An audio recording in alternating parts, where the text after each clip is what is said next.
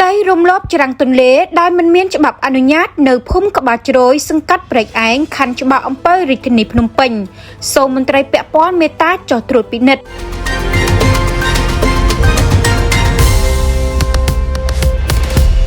មានលុយមានអំណាចទើបអាចធ្វើបានករណីចាក់ដីចូលមាត់ច្រាំងទន្លេរំលោភបំពានដីចំណីមាត់ច្រាំងទន្លេសាងសង់សំណង់រឹងបានយ៉ាងកក្លឿនមិនញញើតនឹងច្បាប់មានហើយហេតុអ្វីមិនអនុវត្តចំពោះទីតាំងដែលស្ថិតនៅភូមិក្បាលជ្រោយសង្កាត់ព្រែកឯងខណ្ឌច្បារអំពើរាជធានីភ្នំពេញចំណែកមន្ត្រីប្រចាំតំបន់កំពុងរក្សាភាពស្ងៀមស្ងាត់ឬកំពុងតែដេកលង់លក់តើការចាក់ដីចូលមាត់ច្រាំងទន្លេខាងលើមានលិខិតអនុញ្ញាតឬមួយយ៉ាងណាប្រហែលជាខ្លាចឥទ្ធិពលនិងអំណាចម្ចាស់ទីតាំងខាងលើហើយទេដឹងសូមមន្ត្រីជំនាញពាក់ព័ន្ធមេត្តាចុះត្រួតពិនិត្យផងទៀត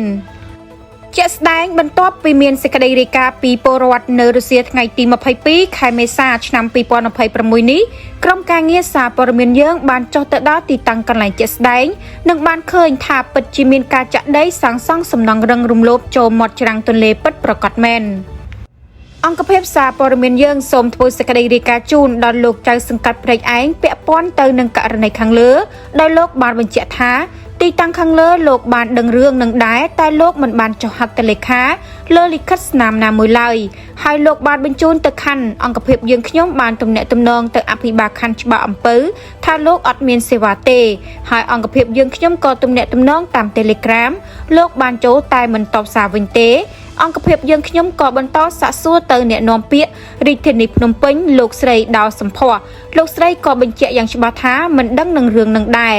ហើយឲ្យតាក់ទងទៅក្រសួងធនធានទឹកយោងតាមរូបភាពនិងវីដេអូដែលសារព័ត៌មានយើងបានចុះទៅថតយករូបភាពបាននិងសូមធ្វើសេចក្តីរាយការណ៍បឋមជូនថ្នាក់ដឹកនាំគ្រប់ជាន់ថ្នាក់ជ្រាបជាព័ត៌មានតើការចាក់ដីរំលោភចូលមាត់ច្រាំងទន្លេខាងលើរឹងជាងការអនុវត្តច្បាប់ឬមួយអនុក្រឹត្យខ្លាំងជាងយោងច្បាប់ស្តីពីសំណង់មាត្រា26សាងសង់ដោយពុំមានលិខិតអនុញ្ញាតសាងសង់ពីអាជ្ញាធរមានសមត្ថកិច្ចមាត្រា38សាងសង់ដោយពុំមានលិខិតអនុញ្ញាតបើករដ្ឋានសាងសង់ពីអាជ្ញាធរមានសមត្ថកិច្ចយោងអនុក្រឹត្យលេខ98 អនក្របកចុះថ្ងៃទី24ខែកក្កដាឆ្នាំ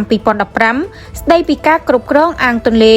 មាត្រា8ដែលបានសាងសង់រំលោភលើដីចំណីមាត់ច្រាំងទន្លេយោងអនុក្រឹត្យលេខ224 អនក្របកចុះថ្ងៃទី30ខែធ្នូឆ្នាំ2020ស្តីពីលិខិតអនុញ្ញាតសាងសង់មាត្រា8សាងសង់ដោយពុំមានលិខិតអនុញ្ញាតសាងសង់ពីអាជ្ញាធរមានសមត្ថកិច្ចមាត្រា37សាងសង់ដោយពុំមានលិខិតអនុញ្ញាតបើករដ្ឋានសាងសង់ពីអាជ្ញាធរមានសមត្ថកិច្ចយោងអនុក្រឹត្យលេខ98 អនក្របកចុះថ្ងៃទី24ខែកក្កដាឆ្នាំ2015យោងតាមអនុក្រឹត្យលេខ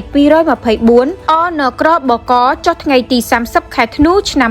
2020អង្គភាពសារព័ត៌មានយើងស្នើសុំលោកសាយសំអល់ក្រសួងរៀបចំដែនដីនគររូបនីយកម្មនិងសំណង់សូមមេត្តាជួយពិនិត្យមើលម្ចាស់កម្មសិទ្ធិអចលនទ្រព្យដែលចាក់ដីចូលមាត់ច្រាំងទន្លេរំលោភបំពានមាត់ច្រាំងទន្លេដែលមានទីតាំងខាងលើថាមានប្លង់ស្របច្បាប់ឬមួយយ៉ាងណាហើយដីនោះមានទទឹងនិងបណ្ដោយប៉ុន្មានម៉ែត្រដោយក្តីអនុគ្រោះអង្គភាពសារព័ត៌មានយើងស្នើសុំនិងសូមធ្វើសេចក្តីរាយការណ៍ជូនឯកឧត្តមខុងស្រេងអភិបាលនៃគណៈអភិបាលរាជធានីភ្នំពេញនិងជាគណៈមេបញ្ជាការឯកភាពគ្រប់គ្រងសម្បត្តិរដ្ឋសូមមេត្តាចាត់មន្ត្រីជំនាញចុះត្រួតពិនិត្យក្នុងករណីខាងលើដោយក្តីអនុគ្រោះអង្គភាពសារព័ត៌មានយើងគ្រាន់តែជាកញ្ចក់ឆ្លុះបញ្ចាំងរិះគន់ក្នុងន័យស្ថាបនានិងសូមរងចាំការឆ្លើយបំភ្លឺគ្រប់ស្ថាប័នពាក់ព័ន្ធគ្រប់ម៉ោងពេលធ្វើការតាមរបបអ្នកសារព័ត៌មានសូមអរគុណ